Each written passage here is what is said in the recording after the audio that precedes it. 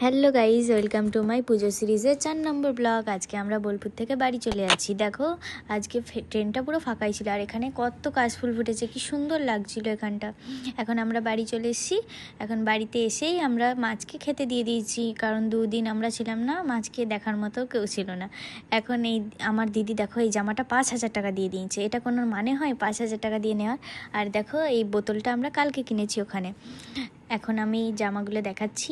এই জামাটাও আমার দিদির, এটাও আমার দিদির, আর এই যে এই জামাটা আমরা সেম নিয়েছি দুজনা, কি সুন্দর।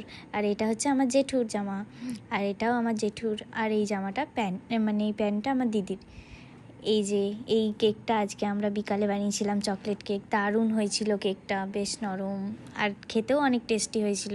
এটা আমরা খেয়ে বিকালবেলায় ঘুরতে বেরিয়েছিলাম একটু। এখন আমরা যাচ্ছি ঘুরতে। এই যে চলে এসেছি, এখানে আমাদের সানসেটটা দারুণ। এখানে এখন আমরা হেঁটে হেঁটে সবাই মিলে চলে এসেছি। এখানে অনেক কাশফুল ফুটেছিল, আমরা দেখতে এসেছিলাম এই ব্রিজে। এখন এরপরে বাড়ি যাব।